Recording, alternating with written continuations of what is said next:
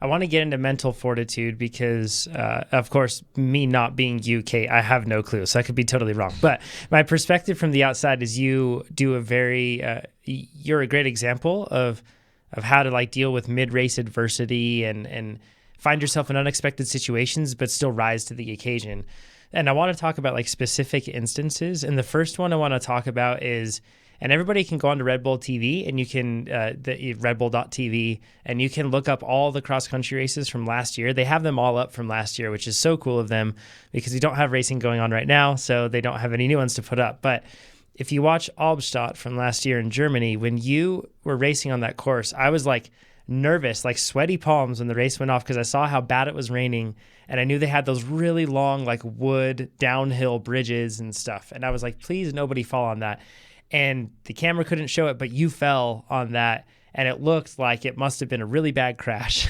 And you were in the lead, yet you recovered. And then you managed like, if the transmission had cut out for those 30 seconds that showed the crash, like nobody would have known. So how did you rebound from that? Because that's really hard to do, especially when it's in a situation where it's like, look, like the wood was terribly slick. So it's not like you did some big mistake and that caused it. It's sometimes there are things out of your control that just happen. So how did you rebound from that? Yeah, that was a tense moment. I will say, with your comment about being off the front, that is actually when my mom is most nervous at races, which I don't get. Like if I'm having a terrible race, my mom's like, it's okay, she'll get them next time. If I'm off the front, she's a basket case. Like at Jay, I was leading by, I think 2 minutes, which is like the safest you could ever be in a cross country race. And she like threw up. And so definitely pros and cons to being in that position. I think that moment for me was the culmination of a lot of mental work. Like I work with a sports psychologist. I spend a lot of time analyzing races, making strategies. I have mantras for every event. And I think for me, in some ways, there's a lot of pressure on me going into that season. I was on a new team. I had the rainbow jersey. Everyone kind of was waiting to see if I could repeat what I did in the fall, which is a nice way to say there were a lot of naysayers thinking that, it was a fluke and a one-time great performance. So in many ways that there was pressure. But on the other side of that, personally, I think it was this huge moment of confidence for me, being able to look down, see the rainbow stripes and say, okay, I don't know if I can do this yet. I don't know if I can win a World Cup. I've never done it. But at some point, I raced in this field and I won. So it's not impossible. And I might as well try for that. And I think there was this kind of like almost release of pressure for me that, I had a license to go for it. And I felt like, with the rainbow jersey, I kind of like earned my keep for a little while and I could just focus on racing as hard as I could and as well as I could and taking chances and going for it. And I knew I was well prepared. I really had, I think the rainbow jersey inspired me to train a lot harder that year and to say, okay, I'm already good, but what if I could be great? Like what more can I do? How much harder can I push myself to make it to that next level and to do this jersey proud? I love that. Oh, go ahead. No. I love that open-ended curiosity because you describe that even in terms of like, what's your ideal body weight? You're not going in with this preconceived notion of, I have to lose so many pounds. I need to be this weight. And when you're looking down at those rainbow stripes, it's not about, looking to the outcome. You're just opening your mind to the possibility that, hey, this is possible. And then you're chasing it with that sense of curiosity, like, let's go see what I can do. And I love that. I feel like that's such a healthy perspective and so inspiring and empowering as well. Thank you. Yeah, it definitely, I think it took a little while to get there with that one. Because it can be easy to get sucked into different things. And, I think in many ways, your mentality is something that you have to spend time on and really think through before those races. And in that moment when I did crash, it was something that I had thought through. Like my goal in that race was to ride like I deserved to win. And when I crashed, it was a reminder of like, ooh, maybe you're getting a little complacent. Maybe you're not paying attention. I need to ride like I deserve to win. And I really wanted to win. And I think that's another thing where when you want to win and it's driven by your own personal aspirations and all this work that you've done towards something, and you want to, for me, a huge part of it was like, I had this new team, and the support that I'd gotten from Thomas Frischneck and from the team was absolutely unbelievable. And I wanted to deliver for them, and I wanted to deliver for my coaches, and I wanted to deliver for my family. And I think all of those things are positive sources of motivation. And if you can harness those, I didn't feel like I had to win. I felt like I really wanted to. And so in that moment when I crashed, I didn't allow my mind to kind of go, oh, it's not your day. It was too good to be true. I just thought, okay, how can I ride better for the next few laps to try not to lose? Right. And to your point, that was something that you had trained, right? Like this mental fortitude, this resilience, that ability to not fall into the downward spiral of internal talk that you had been really working on that and training it as a skill. I think we might know the same sports psychologist, by the way. But yeah, it's something that you work on before the day, the same way that you were saying before. You don't show up on the day.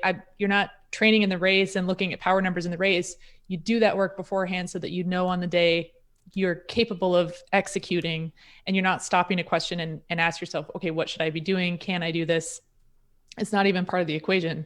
You're just there, and it's happening. Mm-hmm. One of another situation is the world champs win. And I like how you mention it, like there's like the tickets to entry, kind of like you must be this tall to ride this ride. And that's how like you can actually compete. So a key thing I want to point out with this, what I'm going to say here is that you weren't like statistically the odds on winner for world championships. But a super important key thing to point out is that you had those tickets to entry and you trained like that, right? Like it wasn't like magic happened and you suddenly superseded yourself and you were able to outperform, what you scientifically could. You had worked for months to be prepared for years to be prepared for that world championships win. But that said, it must have been like, when you found yourself in the lead, because this could happen. And if we're so fortunate, us amateurs, to be in a situation where we're at the front of a race unexpectedly, or we just didn't anticipate that we would be in the situation that we're in, sometimes it's really easy to doubt yourself in the middle of that. Like, whoa, do you really belong here? Or you're getting lucky. And those sort of things can kind of creep into your mind. How did you rise to the occasion of world champs and just be like, I'm going to win this? Because that's how you raced. It was so inspiring to watch. Like you mentioned with watching your power, it was so clear that you had a plan and that you were prepared and that you were executing. It was like watching MJ on the court again. Like it was so cool. So how did you rise to the occasion? What did you do in that moment? I'd say beforehand, what you were saying about being a little bit of an underdog, I actually think that worked to my advantage. And I got a lot of criticism my first year in Elite for going out with the leaders. People would say, oh, you could have done so much better if you hadn't tried to race at the front for 3 laps and then dropped back. Within my coaching team, nobody said that, because they knew, I don't care if I get 6th or 7th or 8th. They're the same. I'm trying to figure out how to win and how to get on the podium. And to do that, I need to know what it feels like to be at the front of the race, and I need to be able to stay there. And that's, I think, a different mindset that maybe saw me go out too hard in a lot of races, but believe that Sunday it would stick. And I remember Jim always saying that, keep going out, doing the best you can, and Sunday it'll stick and you'll be able to handle this training load and handle this, not training load, but handle that demands of the front of the race. Mm-hmm. And I think at Worlds, that was what happened. I was able to stay up in the front much longer than I thought. But to be honest, my goal was my bronze level goal was to get top 10, which is on par with what I've done. My silver level goal was to be on the podium, which would be a big step up. It was top 5. And then my gold was being on the podium and winning a medal. So you can see from that kind of setup. Monty is back there, by the way. Yes. Yeah. Given the attention he needs. He should show. There he is. You got to plug his Instagram. Yeah. He has. Oh, yeah. He almost has he has more followers than probably vast majority of us watching this. So yeah. He is little dog management. Monty is very excited. That's how it works. But yeah, so for me, the goal was not going in to win, and anything less than that was a failure. I was going in to have my best race possible. And I felt like I was already outperforming my expectations, which is actually kind of a position of strength to be racing from. I will say that, in the last lap, people ask me pretty often still, like, what were you thinking? What was going through your head when you passed? And like when there was the mistake? And to be honest, like my answer every time is the same. It is the most boring train of thought. I was thinking, okay, I know I can hold this power to the top. Okay, then there's that corner that I can ride really smooth. And then I know where that rock is. And then I just have to get to this section and I can do another 30-second effort. And I want to go left around this route. And if I try really hard, I can ride this section. It was focused on the process and those like little intermediate goals that had always been part of the plan, whether or not I was in the lead. What did it feel like to win a world championship? And then how did your life change afterwards? Was there a big change? It was awesome, obviously. It was a really cool and very special day. I think it was made a little bit more special by the fact that it was a surprise. Although it's certainly like one of my long-term career goals is to, go into it not as the underdog and to be able to pull it off, because I think that's a completely different thing. And in some ways much harder to do, in some ways a little bit easier. But for me, it was just an amazing experience where all of this work that I'd done, and in particular, we've talked on this podcast a lot about my team.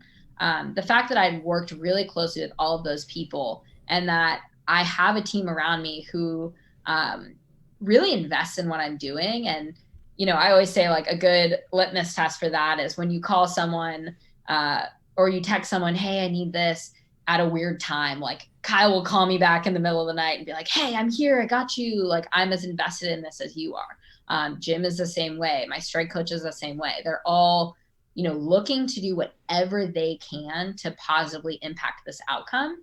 And when you win together, that's like the most incredible feeling. And it was really special to do for myself, to do with them, and to do with my family, and to share with, the community where mountain biking initially started, and to bring it home to Tam and to ride with my dad and just kind of be in awe of this little sparkly rainbow kit I got to wear for a year.